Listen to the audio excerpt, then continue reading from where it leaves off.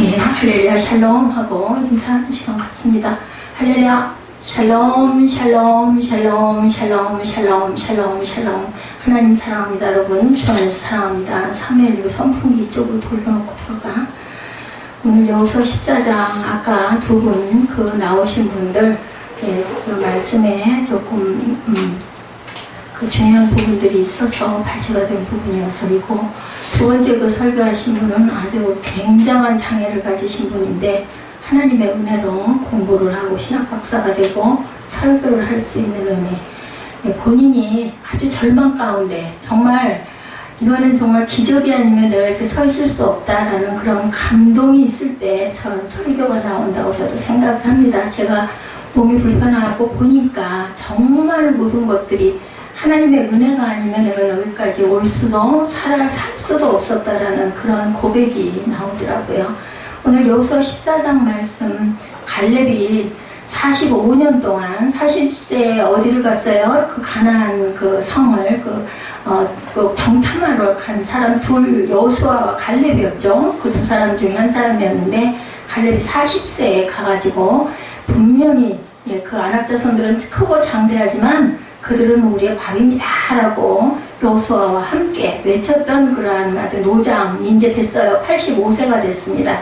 그리고 여호수아는 죽죠. 120세 정도 살다가 돌아가고 나서 이제 갈렙이, 나는 지금도 그렇게 튼튼합니다. 내게 약속하셨던 그 산지를 주십시오. 언제 약속을 하셨냐면 가나안 정탐하고 와서 얘기를 했을 때 하나님께서 그 땅을 내가 너한테 주마라고 약속을 하셨거든요. 근데 이제 땅을 나누는 부분에 있어서 이 갈렙이 속해 있는 그 지역에 그 헤브론 그 땅을 주신다 하셨으니 이제 주십시오. 나는 지금도 강건합니다라는 고백을 하는 것이 오늘 본문의 말씀입니다. 그래서 이 산지를 내게 주소. 우리 찬양 굉장히 많이 하죠.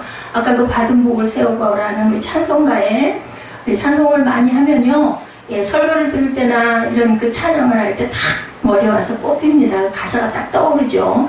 받은 복을 세워가라. 세상 풍파가 아무리 심할지라도 하나님이 주신 복은 이렇게 대단하다라는 그러한 고백이 있는 그런 내면이다. 기분이 His country 하고 달라고 합니다.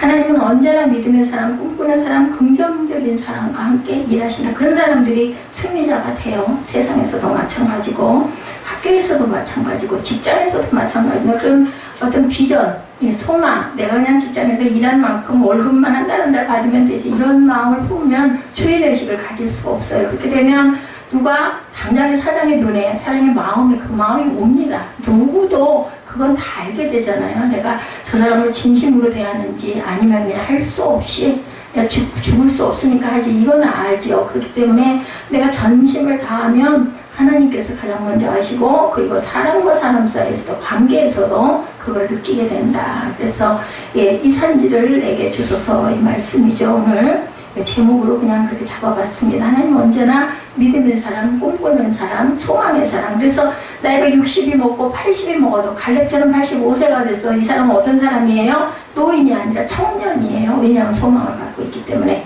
이런 꿈과 소망을 잃지 않고 갖고 앞으로 걸어나가시는 저와 여러분 되시기 바랍니다. 믿음의 사람, 긍정적인 사람, 꿈꾸는 사람을 오늘도 지금 이 자리에서도 하나님께서는 찾고 계신다고 합니다. 성경에는 수많은 믿음의 사람들의 이야기가 기록되어 있죠. 오늘 소개할 사람, 아까 말씀드린 대로 갈렙입니다.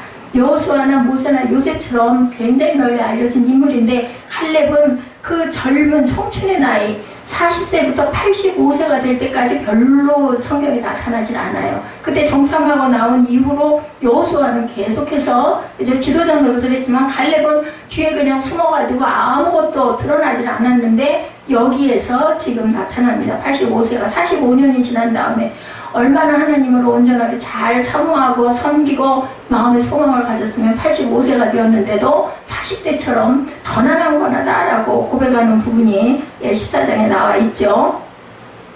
뭐라고 얘기를 해요? 14장 그 12절 말씀 보면 야훼께서 말씀하신 이 잔 시산지를 내게 주소서. 당신도 그날에 들으셨거냐. 그곳에는 아낙 사람이고 성읍들도 꼭 견지할 때도 여호와께서 나와 함께 하신 내가 하나님께서 말씀하신데 그들을 쫓아내리라 하니라. 그리고 11절에 보면 모세가 나를 보내던 날과 같이 오늘도 내가 여전히 강건하니 내 힘이 그때나 지금이나 같아서 싸움이나 출입을 감당할 수가 있으니 그날에 야훼께서 말씀하신 이 잔지를 내게 주소서.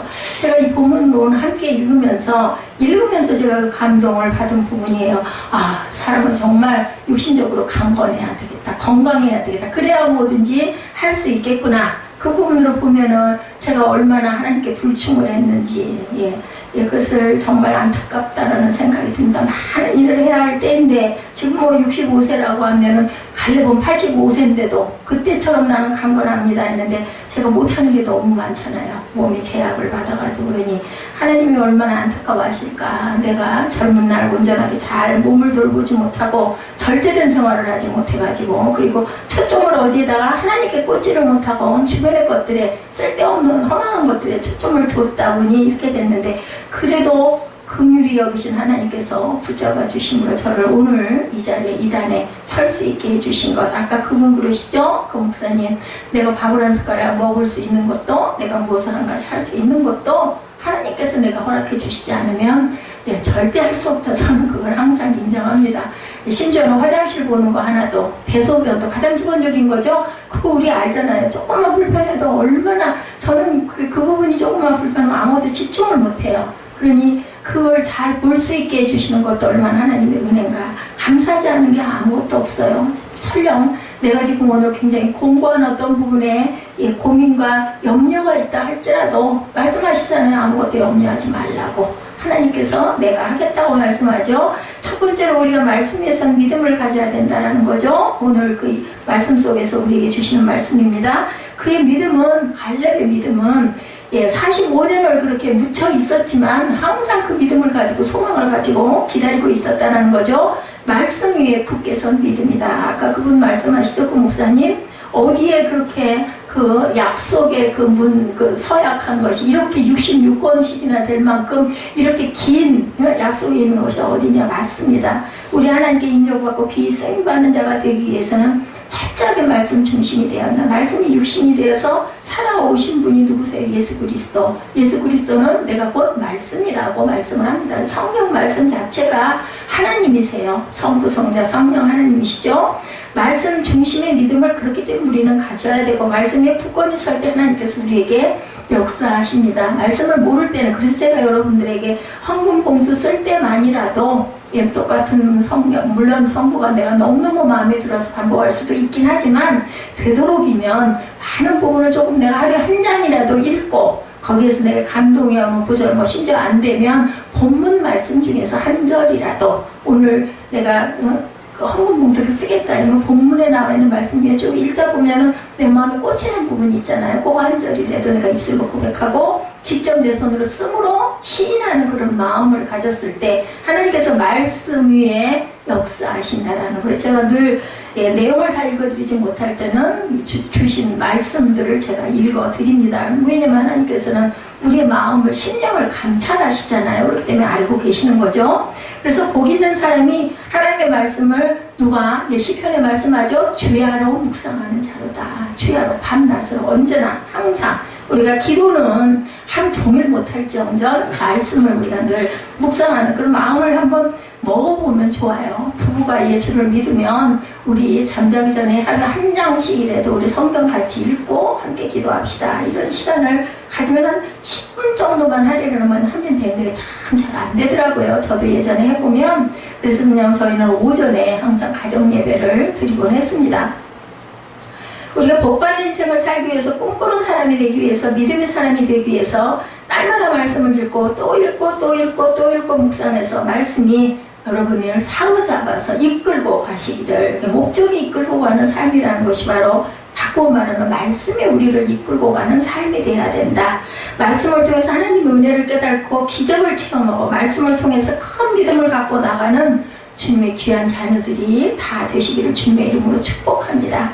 우리가 말씀을 읽을 때마다 기도하는 마음으로 주여 내게 말씀하여 주옵소서. 제가 아까 예배 임예 때 찬양을 좀 하다가 마음속으로 제가 찬양하면서 마음속으로 기도를 하거든요. 우리 교회 부분 때문에 또 우리 집 601호 부분 때문에 기도를 하다가 잠깐 하나님의 음성이 귀에 들리는 게 있어가지고 제가 잠깐 깜빡했습니다. 그래서 묵상 시편을 깜빡 잊어버릴 뻔했죠. 이렇게 하나님의 음성을 우리가 기도할 때, 찬양할 때, 말씀 읽을 때, 묵상할 때 분명하게 들려옵니다. 말씀을 읽을 때 치유가 임하고, 말씀을 읽을 때 우리 마음에 기쁨과 평안이 임하고, 아까 목사님 말씀하시죠? 내가 변한 건 아무것도 없지만 그것을 넘어서는 하나님의 기쁨과 평안을 내게 준다. 분명히 그렇습니다.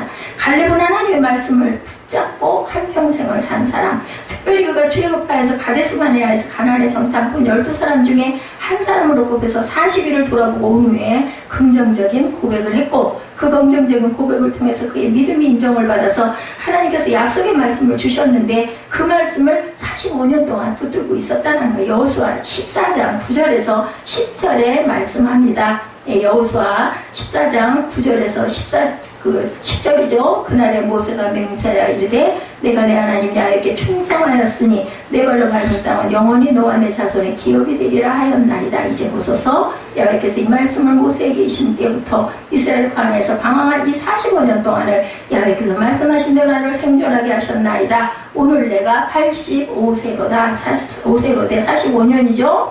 이 말씀을 받은 지 45년이 지났는데도 나는 그 말씀을 꼭 붙잡고 그 말씀대로 이루어질 것을 믿고 여기까지 왔습니다. 라고 고백을 합니다. 그는 유다지파의 한 족장이었죠. 가데스 바네아에서 대표로 뽑혀서 가나안 땅에 들어가 40일을 정탐하고 돌아온 정탐꾼 중에 2사람만이 그것은 우리의 밥입니다. 우리가 점령할 수 있습니다. 왜? 그때도 믿음이었어요. 눈에 보기에는 가나안의 그 족속들이 너무나 거인들이고 우리는 정말 거기다 대면 메뚜기 같지만 하나님께서 그 땅이 너희 땅이다. 내가 너희에게 주겠다라고 말씀하셨기 때문에 당연히 분명히 될 것을 믿습니다라고 믿음을 고백한 2사람 중에 한 사람이 바로 갈렙이었죠.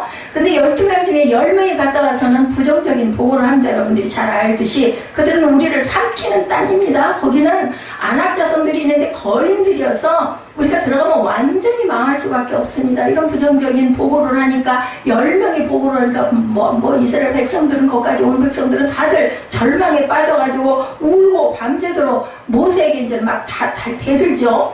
여호수아와 갈렙은 그런데 2사람 믿음의 사람이었기 때문에 아닙니다. 적과 흐르는 땅은 분명히 맞습니다. 하나님 우리와 함께 하시면 우리는 당연히 넉넉히 이깁니다. 그들은 우리의 밥입니다. 이렇게 고백을 2사람이 했죠.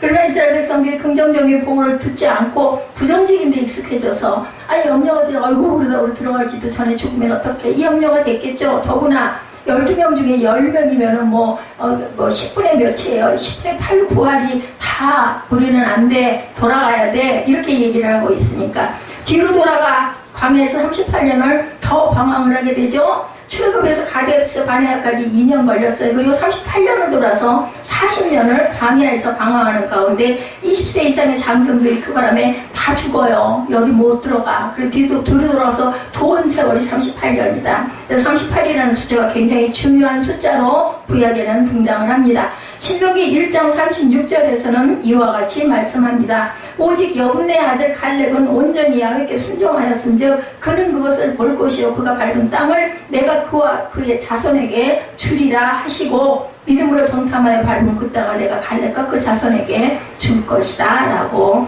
약속을 하셨어요. 그것을 어떻게 받았어요? 아멘 하고 받았다라는 겁니다. 말로만 주면 뭐해? 직접 줘야지. 아직도 거기는 그 족속들이 다 건강하게 아주 잘 살고 있는데 그 땅을 우리가 어떻게 점령해? 이러면 절대로 내 땅이 될 수는 없다라는 거죠. 우리 인생길에서 살아가면서 그런 담대함을 가지고 믿음으로 발을 내딛어야 된다는 거죠. 하나님께서 이 땅을 내게 주신다고 말씀하셨으므로 반드시 이 땅에 나와 내 자손들의 땅이 될 것입니다 라고 고백을 했다는 거죠. 그렇게 믿고 주님의 약속이 이루어질 날만 기다리고 바라보고 왔는데 세월이 흘러서 어느덧 45년이 흘렀어요. 45년이 흘렀어도 그런 말씀에 대한 확고한 믿음을 갖고 있었기 때문에 반드시 말씀이 이루어진다고 하는 믿음을 가지고 그 말씀을 붙잡고 나아갔던 거죠. 그리고 약속의 말씀을 붙잡고 나아가면 우리는 하나님의 은혜 가운데 모든 문제를 넉넉히 감당하고 해결하고 위대한 승리의 삶을 살게 될 것이라는 고백을 분명히 하게 된다. 야훼는 뭐라 그래요? 나의 목자시니, 아까 우리 대표 기도하는 우리 김종국 집사님이 이 말씀을 하셨죠. 야훼는 나의 목자시니 내게 부족함이 없으리로다. 하나님은 내 목자시니까 내가 부족함이 없습니다. 주님은 나의 모든 것이 되시고 내가 주님을 사랑합니다. 내가 주님을 의지합니다. 내 주님께서 형성성경에 약속하신 대로 내 삶 가운데 하나님의 놀라운 은혜와 축복을 내려주옵소서. 이런 고백을 하시기 바랍니다. 그렇게 복받은 인생을 살아가기를 우리가 항상 인정하고 빌고 사모할 때 하나님께서 우리를 그렇게 고쳐주시죠. 14장 6절에 갈렙이 여호수아에게 한 이야기가 나옵니다. 그때 유다 자손이 길갈에 있는 여호수아에게 나오고 그니스 사람 여분의 아들 갈렙이 여호수아에게 말하되 야훼께서 가데스 바네아에서 나와 당신에게 대하여 하나님의 사람 모세에게 이르신 일을 당신이 아시는 바라. 하나님의 모세를 통해서 약속의 말씀을 주셨던 것을 여호수아가 당신이 기억하고 있을 것입니다. 그렇죠? 이 말씀을 이루어 주소서. 45년이 지나서도 그 말씀을 생생하게 기억하고 다시 여호수아의 기억을 되살립니다. 왜냐하면 둘이 같이 있을 때 하나님의 말씀하신 거니까 모세를 통해서 얘기를 하셨으니 그거 당신 알고 있지 않소? 이제 그걸 나를 이루어 주쇼 하고 내가 나가서 싸우겠다. 왜냐하면 땅을 주시긴 했지만 분배를 주셨지만 그 땅이 비어있는 땅이 아니에요. 그대로 다 살고 있어. 아무것도 변한 건 없어. 가서 쳐들어가서 점령을 해야 됩니다. 그렇다면 작전도 해야 될 것이고 싸울 사람도 있어야 될 것이고 장군도 있어야 되겠지 않겠어요. 근데 85세기나 된 갈렙이 내가 나가서 싸우겠다라고 얘기를 합니다. 다들 거기 무서워서 회피하고 되도록이면 안 가려고 하는 거기를 노장 85세에 갈렙이 내가 가서 싸우겠다. 나는 할 수 있다. 왜냐하면 하나님이 내게 주시겠다고 약속하지 않았느냐. 당신 기억하고 있지 않소? 하고 그 기억을 환기를 시킵니다. 약속의 말씀을 붙잡고 나아가면 반드시 주님의 뜻을 이루실 것이라는 강건한 믿음을 갖고 있고 그랬기 때문에 갈렙은 복을 받게 됐다는 얘기입니다. 사람들의 음성을 두고 쉽게 흔들리고 상처받고 낙심하지 말아야 되겠죠. 우리들은 참 많이 상처를 많이 받고 상심을 많이 합니다. 운동선수들이 시합을 잘할 수도 있고 못할 수도 있는데 지금 올림픽 열리고 있더라고요. 어쩌다 못하게 돼서 비난을 받으면 낙심이 돼서 더 이상 시합을 못하는 그런 사람들도 굉장히 많다고 합니다. 그래서 동계 올림픽 컬링 결승에 올라갔던 선수들이 핸드폰을 치워놓고 오직 시합은 아예 핸드폰을 꺼놓고, 왜냐하면 거기 악플들이 많이 올라와 있기 때문에 보다 보면 그것 때문에 마음에 갈등이 생기니까 75세가 된 아브라함이 하나님의 말씀을 듣고 말씀을 붙잡고 나아갔다가 하나님의 복을 받게 되는 부분이 창세기 12장 1절에서 3절에 나타나고 있죠. 위대한 믿음의 조상 아브라함이 탄생되는 축복의 말씀이 나타납니다. 창세기 12장 1절에서 3절 보면 야훼께서 아브라함에게 이르시되 너는 너의 고향과 친척과 아버지 집을 떠나 내가 네게 보여줄 땅으로 가라. 내가 너로 큰 민족을 이루고 내게 복을 주어 내 이름을 창대하게 하리니 너는 복이 될지라. 너를 축복하는 자에게는 내가 복을 내리고 너를 저주하는 자에게는 내가 저주하리니 땅의 모든 족속이 너로 말미암아 복을 받을 것이라 하는지라. 이렇게 말씀을 합니다. 여기도 또한 마찬가지예요. 내가 네 이름을 창대하게 할 거예요. 그런데 어떻게 해야 돼? 떠나서 가야 된다는 거. 행동에 옮겨야 된다는 거, 실행해야 된다는 겁니다. 그래서 떠나면서도 아브라함이 처음부터 가나안 땅으로 바로 들어간 게 아니에요. 중간에서 중간참을 여러 번 합니다. 그러면서 여러 가지의 일들을 많이 만나죠. 아브라함의 나이가 그때 75세였죠. 이제 그 지역에서 뿌리를 내리고 이제 편안하게 여생을 보낼 수 있을 그때예요. 이제는 종복도 많고 아브라함이 굉장히 잘 살던 사람이에요. 그러니까 데리고 있는 개인의 군사가 385명이나 돼서 나중에 조카 롯을 구원하려고 그 군대를 이끌고 가가지고 롯을 구원해오는 그런 내용이 창세기에 나타나죠. 이제 그 지역에서 뿌리를 내리고 자랐으니 잘 살 수 있는 그 나이에 친척 아버지의 집을 떠나서 어딘지도 모르는 곳, 어딘지 정확하게 지금 레비도 있고 자동차도 있고 그저 지도도 발달했지만 그땐 그렇지는 못했어요. 그냥 막연하게 그쪽 지역을 향해서 떠나야 되는 그런 일. 그러니 내 근거지를 다 버리고 그걸 어떻게 가겠느냐고. 보통 믿음으로는 갈 수가 없는 거죠. 다른 지역을 침범하면 그 지역 사람들이 공격해서 목숨이 그죠? 경각에 달릴 수도 있는 그런 상황인데 하나님께서는 무조건 본토 친척 아비집을 떠나라 그럽니다.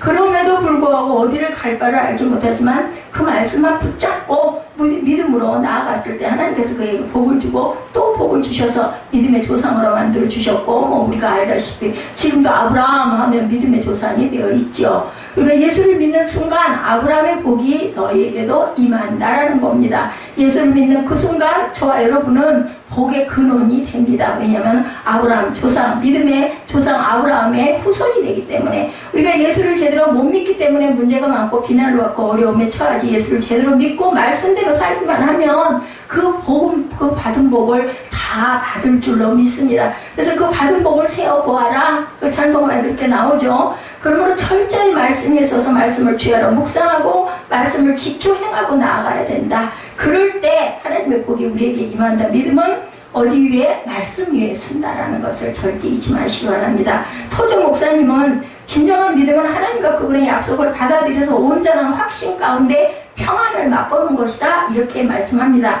믿음은 하나님의 성품과 말씀에서 나오는 모든 것을 변경할 수 없는 최종적 진리로 받아들인다. 이것이 바로 믿음이다. 예, 토종 목사님의 말씀이에요.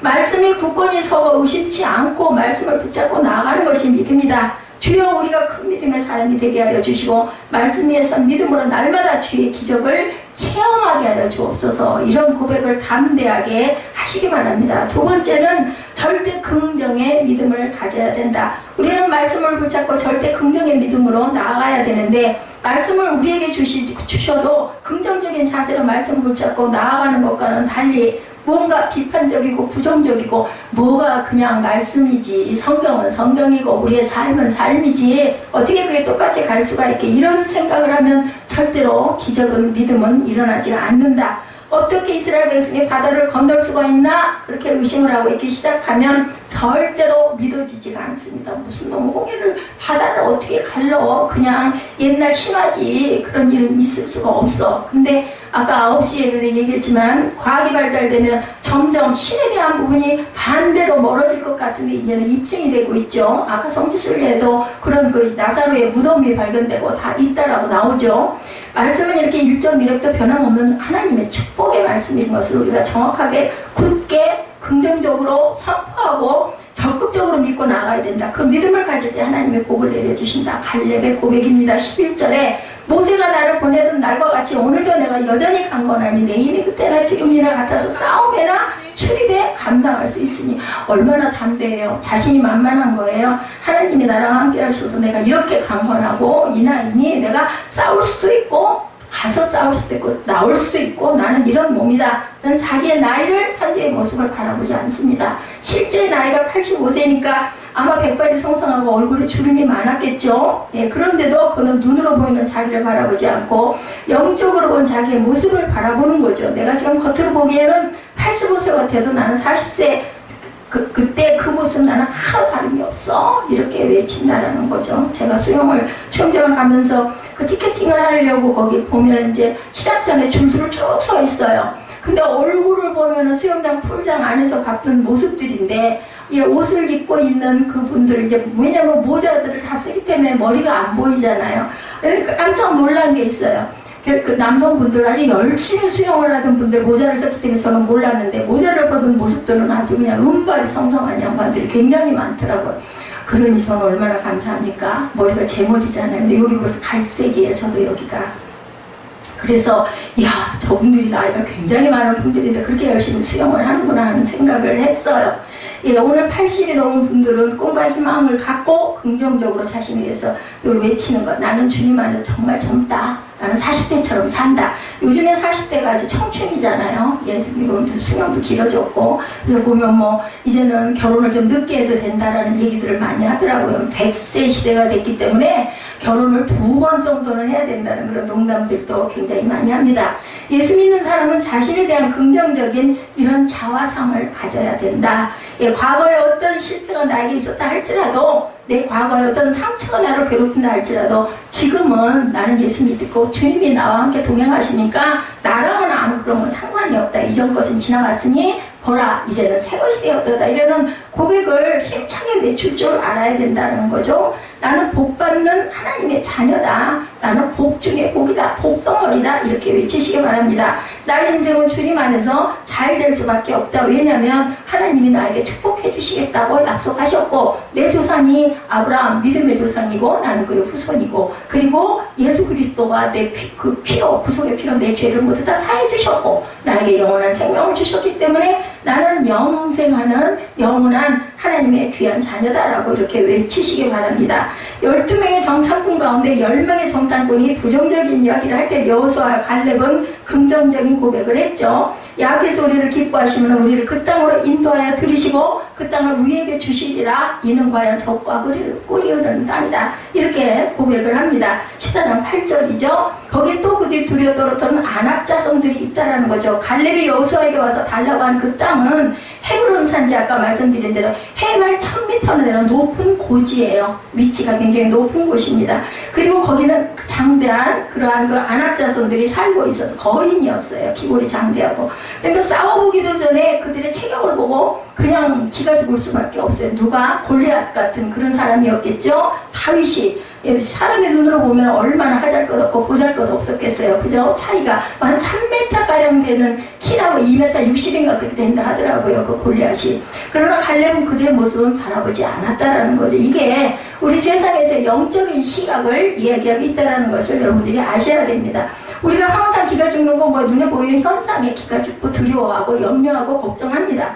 저는 그런 생각을 해요. 눈이 정말 참 필요해요. 눈은 정말 없어서는 안 돼요. 내가 여기서 여기를 가다가라도 뭐가 좀 눈이 조금 이렇게, 제가 안경을 안 쓰거나 하면 수영장에서도 그러고 잘 안 보일 때가 있어요. 시계도 잘 안 보여요. 흐미해가지고 몇 시인지 정확하게 안 보여서 남한테 물어봐요. 근데 눈이 없으면 내가 과연 어떻게 살까? 그런데 우리가 세상에서 바라는 부분은 이 눈이 좋게 보면 굉장히 우리에게 가장 필요한 것인 반면에 어떤 면으로 보면 내게 시험을 주는 가장 첫 번째 요인이 바로 이 눈이 아닌가. 내가 눈으로 볼 때 뭔가 나는 초라해 보이고 저 사람은 대단해 보이고 권력이 있어 보이고 저 건강해 보이고 잘생겨 보이고 젊어 보이고 막 이러면 그냥 스스로 기가 죽어가지고 나는 정말 보잘것없어. 나는 정말 초라해. 아니 제 자신이 그런 마음이 드는 거예요. 근데 우리는 영적인 눈으로 바라볼 줄 알아야 되겠다. 이 갈렙처럼 나는 장대하고 하나님께서 약속하셨기 때문에 지금도 나는 할 수 있습니다라는 고백을 할 수 있는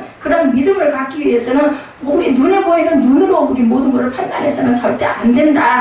자, 하나님이 함께 계시기 때문에 그것이 험한 산지고 성이 높고 거인들이 있다 할지라도 나는 반드시 그걸 정복할 것이다. 왜냐하면 하나님께서 내게 주신다고 약속을 하셨기 때문에 눈에 보이는 것을 가지고 우리는 절대 염려하지 말아야 돼. 눈이 굉장히 필요한, 아주 없어서는 안 될 귀한 것이기도 하지만 때로는 우리가 영적인 눈을 가리게 하는 우리 시각이 될 수 있다는 걸 생각해야 된다. 그렇기 때문에 뭘 붙들고 말씀을 붙들고 굳건하게 때로는 일부러라도 막 외치시기 바랍니다. 요즘 가장 흔한 병 가운데 암, 그죠? 암을 감기라고 생각을 해보라는 거죠. 그러면 그까짓 거 못 물리칠 게 뭐가 있냐는 거죠. 암을 두려워하면 이 암이 그걸 막 번져. 우리 몸 안에는 암적인 세포들이 다 있다고 합니다. 적혈구도 굉장히 많지만 나쁜 그러한 그 세포 조직들이 많이 있대요. 근데 우리 건강한 세포들이 많기 때문에 그 암을 그냥 극복을 하고 가는 거라는 거죠. 나사렛 예수로 이름으로 명하니 암은 떠나라 이렇게 고백을 하고 선포를 해야 우리가 살아갈 수가 있다라는 것. 알고나 중례하면 암은 아주 신나서 박수를 친다는 거죠.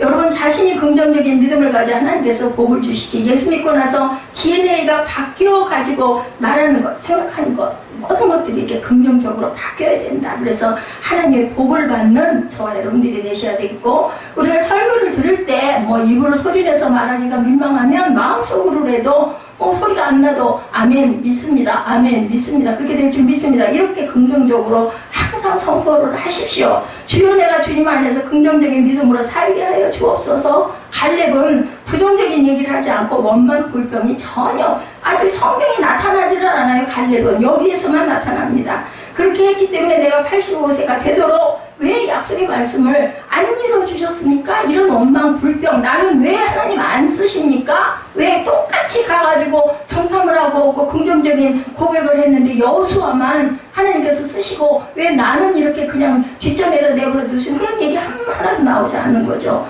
우리가 믿고 섬기는 하나님은 정말 좋으신 하나님이시라는 거. 그리고 각자에게 각자의 분량대로 모양은 다를지라도 위치는 다를지라도 크기는 다를지라도 분명히 여러분들이 세상에 있어야 할 이유를 하나님께서는 분명히 갖고 계시고 주고 계셨다는 것을 믿으시기 바랍니다.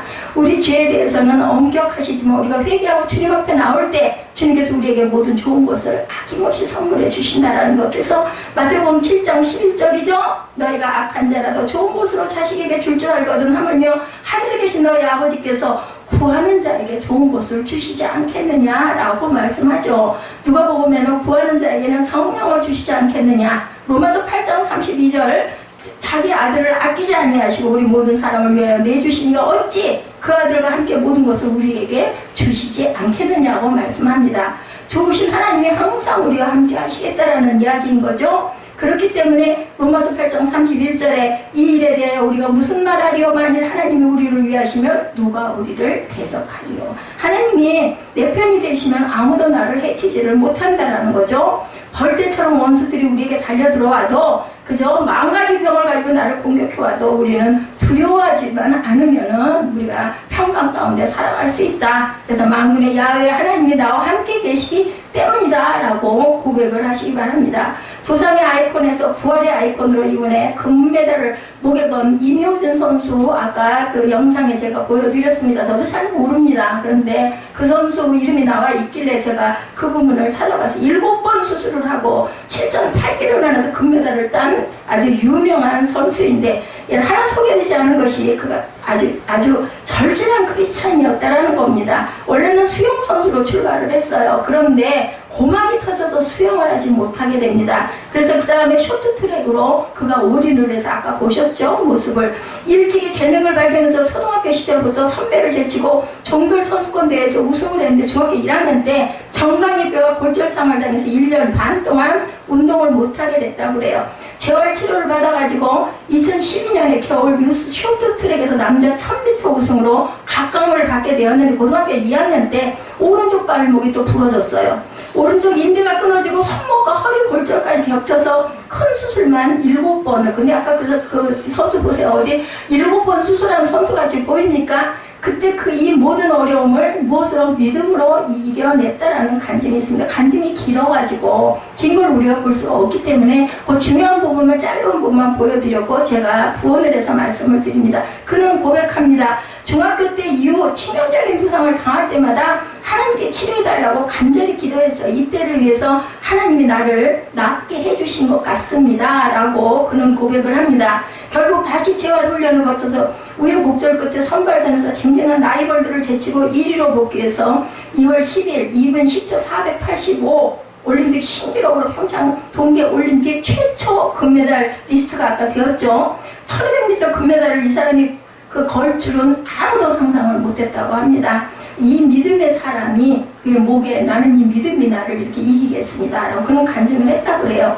대한민국 첫 금메달을 부족한 제게 허락하신 하나님께 감사드립니다. 그의 간증이에요. 그동안 힘들고 포기하고 싶은 순간이 얼마나 많았겠습니까? 그러나 주위에서 신념을 의심하지 말라고 말씀과 교회 성도들의 기도 덕분에 큰 힘을 얻었습니다. 시상에 앞서 오른쪽 검지를 위로 올린 것은 하나님께 감사하고 영광을 돌린다는 나만의 표시였습니다. 모두 하나님이 하셨습니다. 이 검지면 이 손가락인가요? 이렇게 폐수술을 7번 받았는데도 일어나서 금메달을 따는 것을 보니까 정말 대견하죠. 이렇게 믿음의 사람들이 좋은 성적을 낸다는 거. 공부도 마찬가지입니다. 직장에서도 마찬가지입니다. 내가 이제 떨려날 거야 하면 떨려날 수밖에 없어요. 나는 이걸 극복하고 끝까지 내가 견디고 버티고 내가 인정을 받을 거야. 이런 마음을 갖다 보면 그죠? 사장도 그걸 느낄 거예요. 아마 그렇게 하다 보면 우리가 그런 믿음을 가져야 되겠다.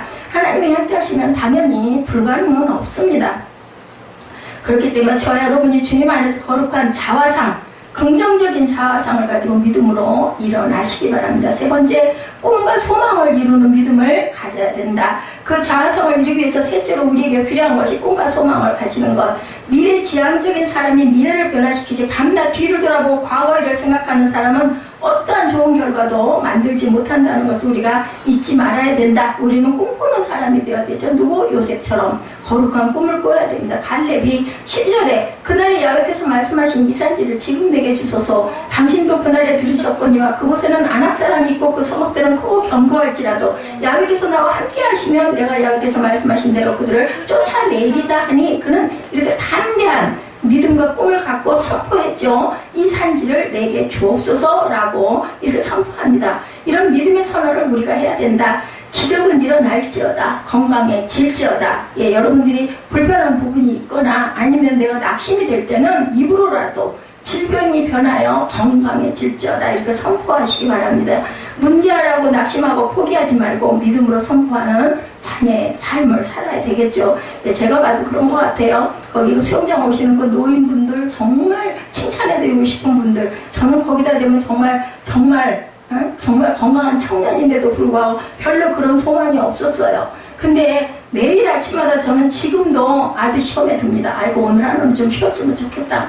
가가지고 왔다 갔다 하고 뭐 여러 가지가 순서와 절차 복자 그렇게 걸쳐서 돌아오면은 11시 12시 되고 그러고 나면은 막 아주 그냥 힘이 들고 죽을 것 같고 하니 오늘은 그냥 누워가지고 푹 쉬었으면 좋겠다. 그런데도 또 일어나서 가죠. 이런 마음을 주시는 것도 하나님이 주시는 마음이다. 저와 여러분의 일생을 이렇게 바꿔 나가시면 행하십시오. 늘 거룩한 꿈을 꾸면서 도전해서 더 나은 내일을 향해서 나아가는 그 노인분들 얼마나 사시겠어요. 걸음도 제대로 못 걷는 분들이. 근데 그 수영장에 오신 분들이 그 노인분들이 뭐 100명도 안 되지만 한 4, 50명 되겠죠. 그래도 바글바글해요. 내가 늘 놀리면서 웃으면서 하는 소리가 공중 목욕탕 같아요. 그런 얘기를 합니다. 그런데 그런 노인분들이 김포시에 얼마나 많겠습니까? 근데 그 소수의 그분들은 그러다 와서 그렇게 움직인다는 거죠. 얘기를 하다 가든 샤워만 하다 가든 어쨌든 왔다 갔다 하면서 움직이는 거. 사람은 움직여야 사는 거예요. 그냥 움직이지 않고 그대로 정체되어 있고 누워있고 하면은 결국은 어디밖에 갈 곳은 한 군데밖에 없다라는 거죠. 예, 우리나라 1970년대 80년대 모습이 베트남의 모습, 지금의 모습이라고 합니다. 아침 7시부터 밤 8시까지 하루에 13시간씩 그들은 일을 한다고 합니다. 예, 5시가 좀 넘어가면 온도 차이가 얼마나 많이 나오는지, 오토바이들이 얼마나 많은 온 도로에 차의 물결이라고 그래요.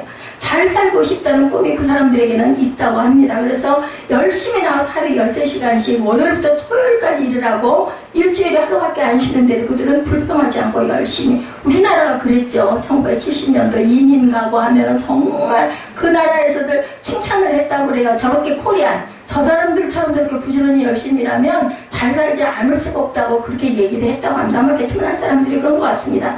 그래서 많은 나라 기업들이 베트남에다가 공장을 세운다고 합니다. 너무나 그들이 열심히 일을 하니까 저 사람들은 우리가 쓰면 분명히 우리에게 도움을 줄 거다라는 그런 마음들을 확신을 가지고 공장들을 세운다라는 거죠. 너무 열심히 일을 하기 때문에 꿈꾸는 민족이 부강한 민족이 된다.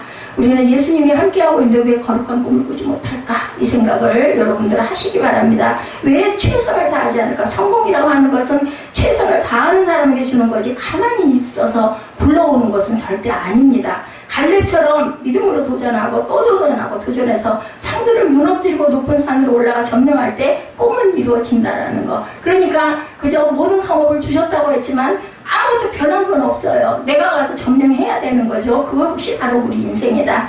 자, 그러므로 모두가 거룩한 꿈을 꾸고 믿음으로 선포하고 열심히 행하고 나가야 된다. 85세가 넘었는데도 그런 열정은 식지가 않았죠. 85세가 되어도 40세의 꿈을 가지고 젊음을 가지고 도전해서 결국 헤브론을 차지합니다. 나이가 문제가 아닌 거죠. 꿈꾸는 데는 나이와 상관이 없다. 그래서 40세라도 꿈이 없는 사람은 노인이라고 그러죠. 90세가 돼도 100세가 돼도 꿈을 꿀 수가 있고 그럴 때 그는 청년이라는 소리를 듣는다라는 거죠. 주님 안에서 거룩한 꿈을 꾸시기 바랍니다. 거룩한 꿈을 꾸고 그렇게 됐을 때 개인의 가정이 또한 사회가 나라가 그죠? 하나님 앞에서 귀하게 쓰임받는 그러한 인물들이 될 수 있다. 그러한 나라가 될 수 있다. 적당히 하루하루를 지내고 허송세월을 해서는 안 됩니다. 거룩함을 꾸고 거룩한 꿈을 꾸고 도전하고 그리고 위대한 기적을 만들어내셔서 할렐루야 하나님께 영광을 돌리는 우리는 다 그릇들이에요. 예, 그릇으로 지어졌어요. 그렇기 때문에 하나님이 주신 그 꿈을 우리가 믿음으로 기도하고 선포하고 행하고 그리고 행한 것이 그것이 성공하게 됐을 때 열매가 맺혔을 때 그 영광은 모두 다 하나님께 드린다. 13절 14절은 꿈을 이룬 결과죠. 여호수아가 여분네 아들 갈렙을 위해서 축복하고 헤브론을 그에게 주어 기업을 삼게 하며 헤브론이 그리스 사람 여분네 아들 갈렙의 기업이 되어 오늘까지 이르렀으니 이는 그가 이스라엘의 하나님 야훼를 온전히 쫓았습니다. 여러분들 온전히 쫓으시기 바랍니다. 그래서 우리는 기도할 때 하나님과 동행하게 하여 주옵소서. 동행하는 하루가 되게 하여 주옵소서. 우리가 늘 기도하죠. 여호수아 1장 5절에 말씀이 그대로 이루어진 거죠. 내 평생에 너를 능히 대적할 자가 없으니 내가 모세와 함께 있었던 것 같이 너와 함께 있을 것이니라. 내가 너를 떠나지 아니하며 너를 버리지 아니하리라. 이렇게 말씀을 하셨습니다. 이 말씀이 여호수아에게 주신 말씀이고 갈렙에게 주신 말씀이고 오늘 저와 여러분에게 주신 말씀이라는 것. 그는 건강의 축복을 받고 꿈을 꾸니까 하나님이 건강도 주셔서 11절에 모세가 나를 보내던 날과 같이 오늘도 내가 여전히 강건하니 내 힘이 그때나 지금이나 같아서 싸움이나 출입에 감당할 수 있으니라고 고백을 합니다. 그는 고백하는 거죠. 요한 3서 2절 말씀대로 사랑하는 자여 내 영혼이 잘된 같이 내가 범사에 잘되고 강건하기를 내가 강구하노라 하고 하신 말씀이 우리가 꿈꾸고 믿고 고백할 때 그대로 이루어진다라는 것. 영혼이 잘되면 범사가 잘되고 강건하죠. 절대로 꿈꾸는 것을 포기하지 마시기 바랍니다. 내 나이가 아무리 많이 들어도 아유 나는 이미 늦었어 이 나이에 내가 뭐래 그러지 마시기 바랍니다. 꿈을 이루기 위해서 몸부림치고 모든 노력을 아낌없이 총력을 기울이셨을 때 하나님께서 그 모습도 보시죠. 아까 보셨죠? 뇌성마비로 태어나서 평생 휠체어에 앉아 있었을 한 어린 소년이 꿈을 꾸고 그리고 목사가 되겠다는 꿈을 꿉니다. 뇌성마비를 뇌병변이라고 하는데 날 때 뇌 이상이 생겨서 온몸으로 움직이지 못하고 말하려고 해도 온몸이 비틀려서 겨우 말해야 되는 그런 사람인데 자기 몸도 못 가누는 사람이 어떻게 목사가 될 수가 있겠느냐는 거죠. 말할 때 그 입이 막 돌아가기 때문에 말을 제대로 못하는 거예요. 한 살 때 뇌성마비 판정을 받았어요. 온몸이 뒤틀리는 뇌성마비 때문에 통증을 달고 살아야 됐고 한마디 하려면 온몸을 비틀어야 돼요. 보기도 너무나 안타깝죠. 근데 뭐 아까 보니까 뭐 들을만 하지 않습니까? 내용을 알고 보면 더 마음에 그저 은혜가 될 것 같습니다. 중학교 때 예수를 믿습니다. 그런 다음에 하나님의 은혜가 그에게 임합니다. 그가 성경을 읽고 기도하는 가운데 꿈꾸는 사람이 되었어요. 고린도전서 1장 27절에 약한 자를 들어서 강한 자를 부끄럽게 하신다는 말씀이 마음에 탁 부딪혀왔습니다. 그 소년의 마음에 하나님이 나를 사용할 것이다. 하나님이 나를 평생 영광을 받을 것이다. 난 앞으로 목사가 될 것이다. 목사일 뿐만 아니라 나는 부흥사가 될 것이다. 그러니까 주변 사람들이 헛된 꿈 그만 꿔. 어떻게 네가 그렇게 되겠어. 그거는 너는 안 돼. 이렇게 얘기들을 다 했다고 합니다. 아니 내 몸도 겨누지 못하면서 말 한마디 하려고 온몸을 비틀어야 하면서 어떻게 네가 부흥사가 되냐. 부모님도 말렸다고 합니다. 그런 헛된 꿈을 꾸지 말라고 옆에서 아주 타일렀다고 그래. 그러나 그는 미국 유학에 대한 꿈을 가지고 미국 지도를 붙여놓고 밤낮 벽에다가 지도에다가 손을 얹고 기도를 했다고 합니다. 우리는 이루어진 것만 보잖아요. 근데 이런 과정이 없이는 그런 그 성공을 이룰 수가 없다는 거죠.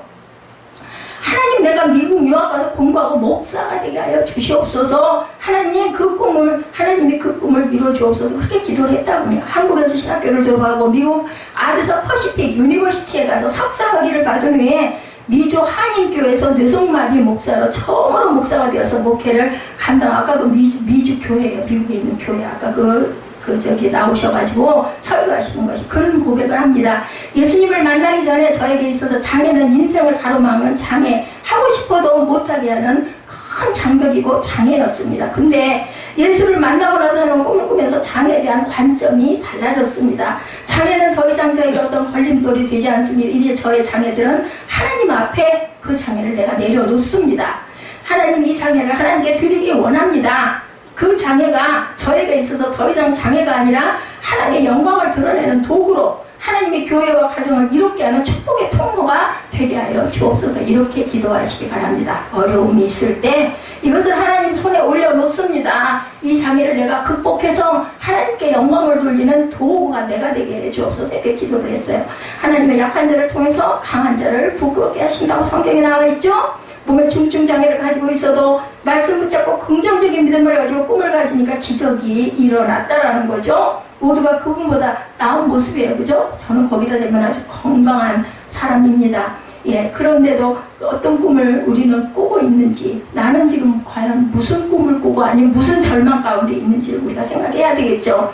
어떠한 믿음의 자세로 저와 여러분 살아가고 계신지 오늘 이 순간부터 정말 뭐 부족할 게 뭐 있어요. 온몸 건강하죠. 뭐 잘생기셨죠. 그리고 젊죠. 그리고 뭐 남부럽지 않게 공부도 했죠. 그리고 아까 얘기한 대로 정말 직장이라는 것도 없어가지고 일을 못하는데 그래도 직장에 나가실 수 있죠. 얼마나 감사합니까? 가정 있죠. 집 있죠. 그죠? 아내 있죠. 남편 있죠. 절대 긍정의 믿음, 거룩한 꿈을 살겠습니다. 이렇게 기도하시는 저와 여러분 되시기를 주님의 이름으로 축복합니다. 우리 잠깐 기도하시고 결단하도록 하죠.